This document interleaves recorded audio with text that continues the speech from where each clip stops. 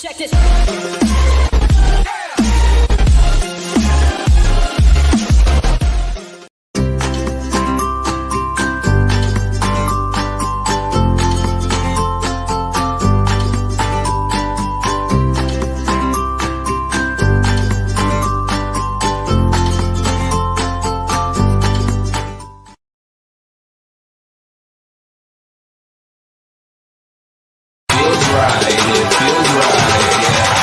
Saying that it feels right.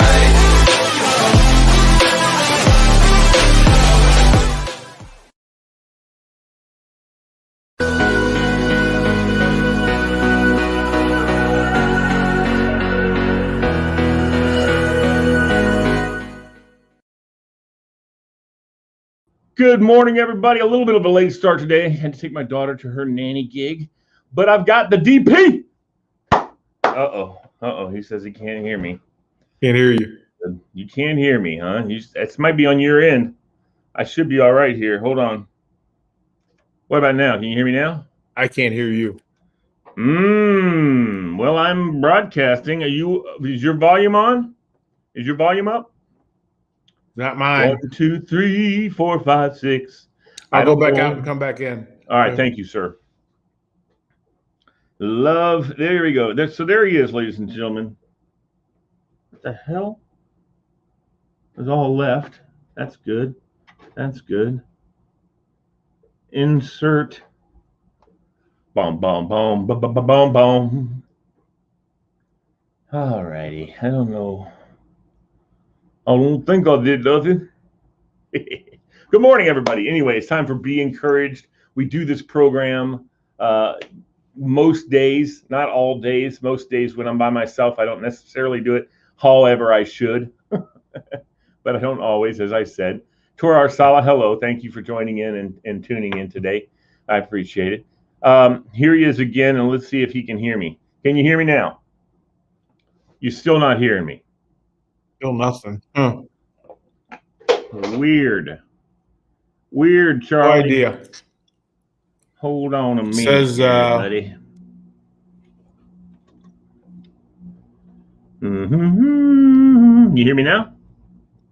Well, Nope. not giving me anything. That's odd because you should be hearing me. I've got everything's going good here.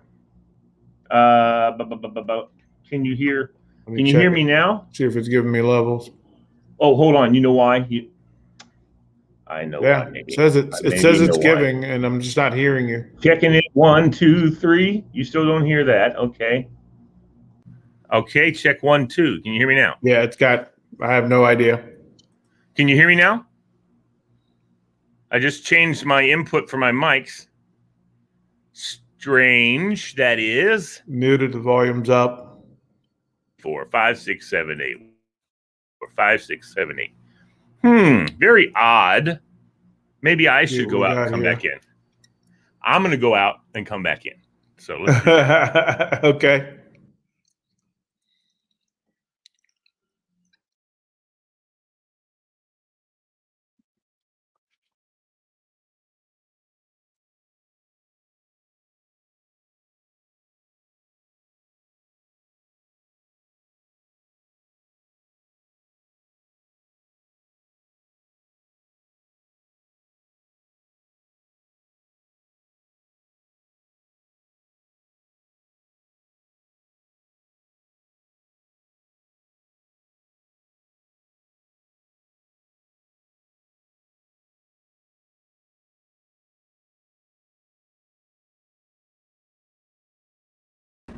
Now, can you hear me?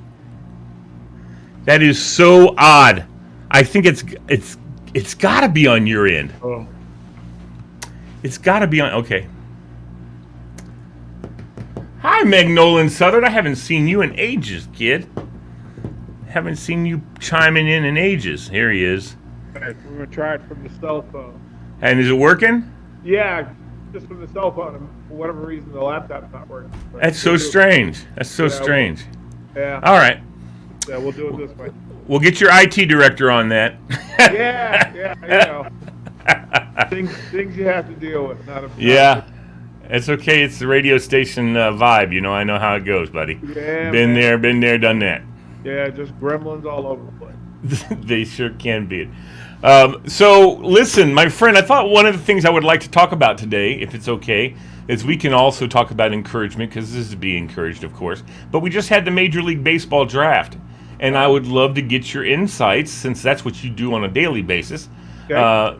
Here for Be Encouraged, those are my baseball fans that are watching and listening, and would like to know a little bit about, I just watched a guy who got drafted by the Cubs, Kiyonesis or Tyrannesis or something like that is his name. A hell of a pitcher, and if it wasn't for my boy, he would have had a friggin' shutout and maybe even a perfect game. But my guy cracked one over in the seventh inning, in the top of the seventh, put one over the fence. So he missed out, but that's okay. He still won the state championship. So got to give him props for that for sure. But the Cubs picked him up. Do you know who I'm talking about? Yeah, is that the pitcher from Madison? Yes, sir. Yes, sir. Yeah. Yeah. And even Pudge is like, I didn't do anything. this kid just came on my team and he's a beast. Yeah, no. This is that time of year where lives change. Yes. Some of the kids here in Nebraska, they had a kid that was drafted, I believe, 57, and then another kid that was drafted 74. They had 3 picks overall, and it's just interesting to follow and figure out what happens. The one kid went to Atlanta. He's a closer and a shortstop. The guy hits third in the lineup, plays shortstop when he's not pitching. When he's pitching, he's a closer.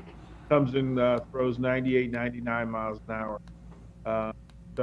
And then on the other guy behind him was a left-hander who pitched them, helped them win the Big Ten Conference.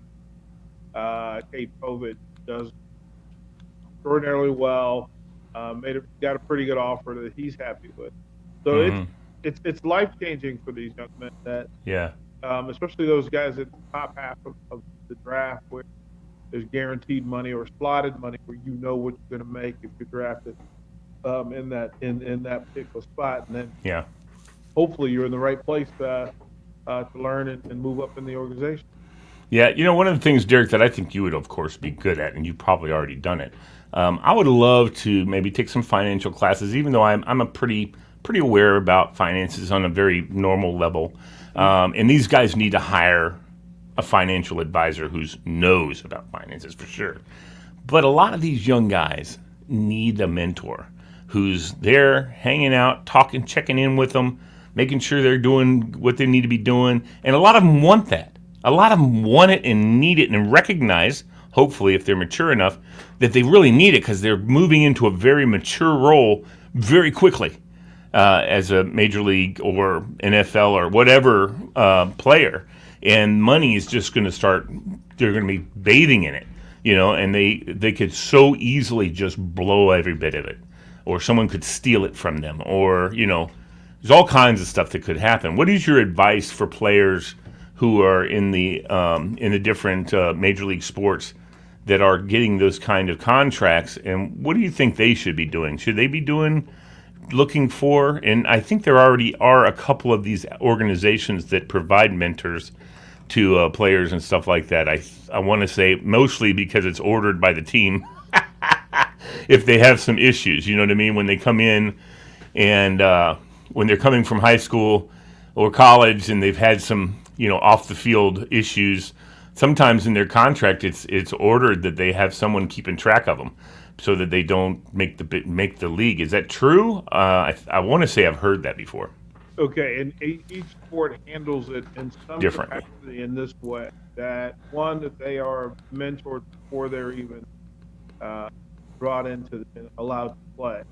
The managers or the agent who negotiate the contract for them have to be, they're vetted. They have to be a part of an association with security and background checks done on them to make sure that these folks are working on the up and up, set boundaries on what can be done, what can't be done. Right. There's symposiums for each for each sport, when the young men become a part of the organization, that they have to go through these symposiums that range from financial counseling, mental health awareness, social social networking, how to kind of set boundaries for yourself, even dating protocols, because they set up scenarios where the night before, uh, I can speak to this directly. There's a night where the night before um, folks are going to sign or begin camp, they put them in situations and they film it. They put them in situations that the players don't know that they're in. And as they go through it, it's to put them in situations where women would approach them, some agents that or guys who propose themselves as agents, or deal brokers along the way, local grinders and hustlers, just to put them in those situations to help those young people not only see this scenario, but be aware of them, and then for them to set up a boundary. Okay, here's what you do after this happens. Uh, don't wait until the 23rd hour of chaos to come to the team's security. The team and the league both have security that are not only physical security, but they're also boundary setters for background stuff. Right? Yeah. For the stuff that goes on to help. They have a list of the good guys and a list of the bad guys, and then there's always the in-betweens, that you have to vet.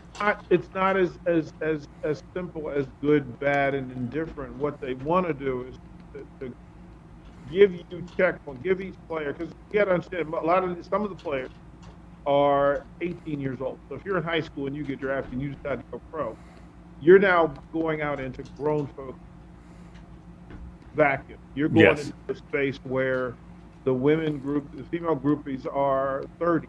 Mm-hmm. And they know more about this than you do. Right. The women. Bull Durham. Well, I mean, it just, you don't understand it. Like if you've been living with mom and dad, and they've been monitoring and bounding your money, and then you go out in public and some woman works a scheme on you, or some guy works a scheme on you, you have no awareness. These are grown. You're putting young people in a pool with grown-ups who are professionally grinders and hustlers. So there's a means to protection.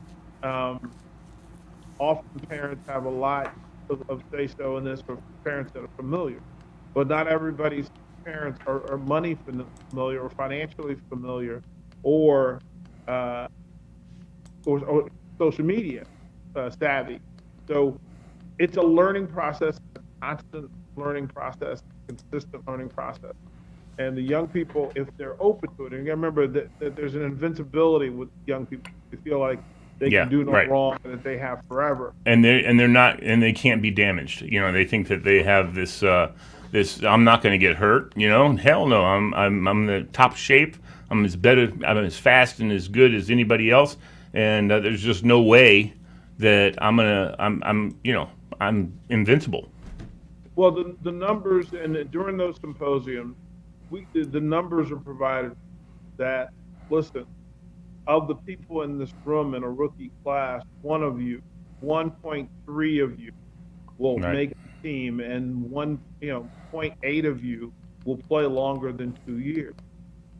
So you have to understand that and that's explained. And depending on the sport and depending on the position, pitchers, you kind of understand that there's only a certain number of pitches in each arm. For football players, if you're a running back, there's only so many carries. For linemen, there's so many different things that go on. So those things are passed along. Yeah. And the great ones listen and they pay attention. Some of the great ones don't listen and they don't pay attention. And they don't become great ones, unfortunately, because it's you don't fail at that level. You don't fail because you're not talented. You fail because of all the other distractions and all the things that weigh you down. That's right. The mental burden that you carry into a game, rather than you just going into a game. It's hard enough to play baseball with a clear mind, but to go in on a 160 game schedule and not have the personal ways and burdens of the average human being, and carry them with you. Marital problems, dating problems, friend problems. family and That's a friend big one. The friend problems I've seen with a lot of the kids coming out.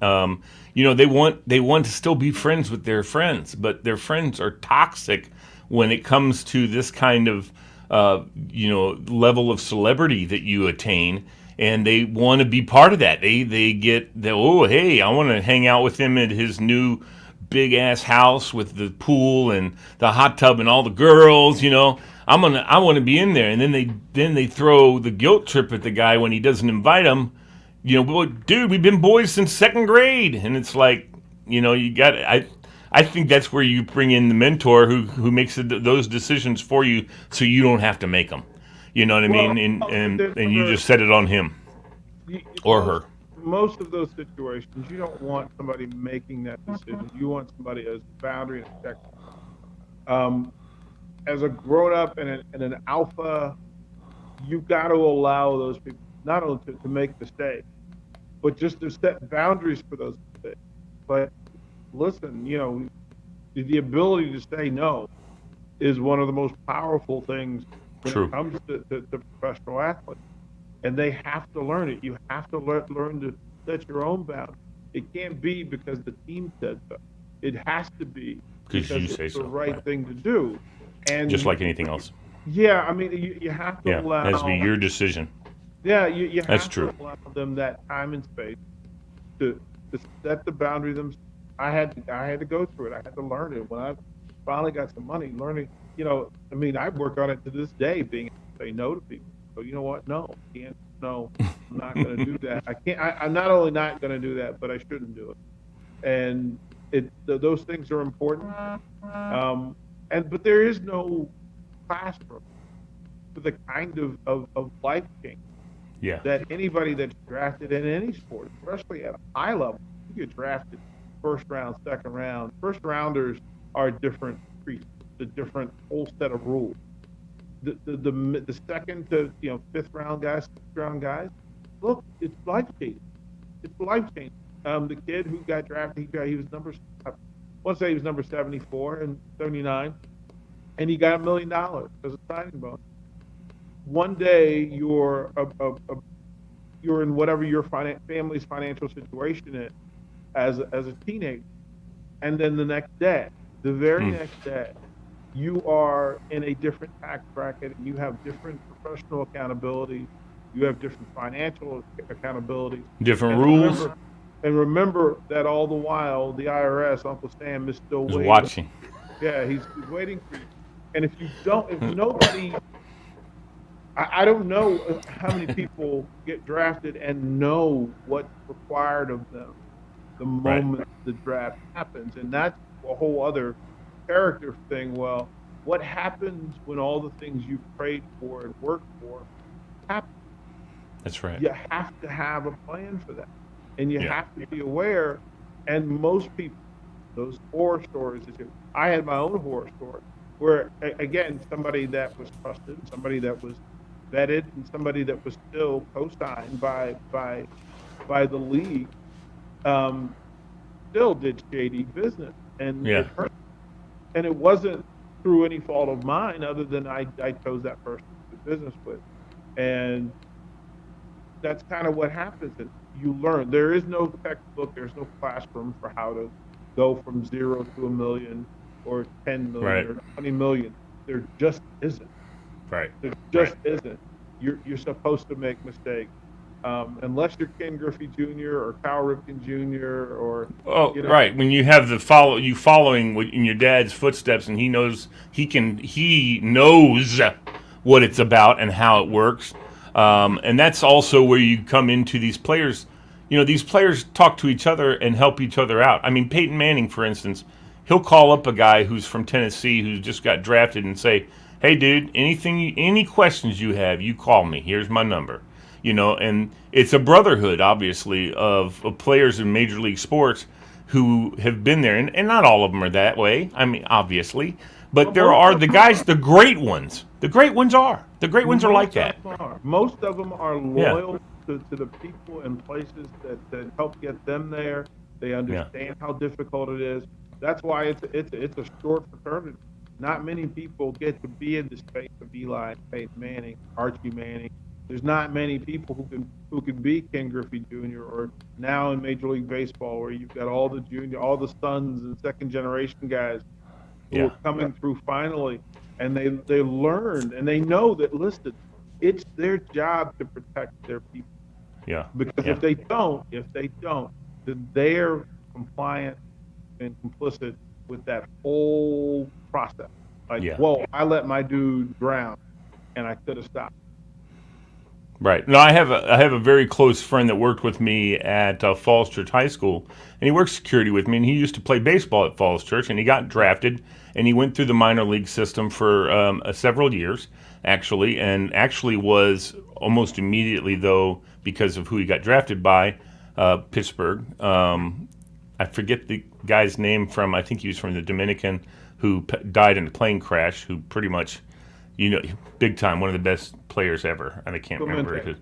Yes, Roberto Clemente, and he took him under his wing. Now Roberto has already had a son his age, at the time, and so he and Junior just hung and did stuff all the time. And even though he didn't pan out and get into the top level, he went up into AAA, and I mean he shot his hips. People don't understand that that's one of the big injuries that baseball players and football players and stuff. But yeah, he shot his hips out, and he just couldn't play anymore. But he and Roberto Jr., he still goes up and hangs out with him, goes to Dominican, and they fly around all over the place and do stuff and hang out. And, he's, to this day, they're brothers. I mean, they've always been brothers. And, that's just, that's the kind of thing that a lot of people need to understand, that he's a very unassuming kind of guy. He was a catcher, so that's another reason why his whole body gave out on him. But fantastic player in high school and in college. Actually, I don't know that he even went to college. He may have just gone straight into the major leagues. But yeah, and he didn't make it to the major leagues, but he had a good run in the minors and had a good time and made a little bit of money. Not much. He made some signing bonuses and stuff like that. But and now, of course, he works in Fairfax County Public Schools, but good benefits, all that kind of good stuff. But it takes him an hour in the morning to get out of bed because of all the pain that he has accrued from those 7 or 8 years of minor league baseball, and just the amount of the swing is what kills your hips, I think. Is that right, Derek? Is that what does the hips in baseball? Well, no, if he's a catcher, it's just imagine doing knee bends all day. Yeah, you're doing 500 squats every wearing 9 pounds of equipment and taking the beating of baseball thrown in the dirt, and the explosiveness for you to make throws. Yeah, it's whatever professional athletes are paid, it's not enough. And some will say that it's paid too much, but no, the reality is, for the concessions that you have to make, whether it's physically, emotionally, financially, or otherwise, the sacrifices that are required for you to do that, for you to get there first, because he did work when people sit at home on the couch. Like, he's out there working out, he's out there putting work. Whatever you get for it, take care of it, because you don't know how long you're gonna. Right. The Cal Ripken career is not the norm. No. The Ken Griffey Jr. career is not the norm. Well, the one that kills me, you know what, Derek? The one that kills me, I always think about is Emmitt Smith.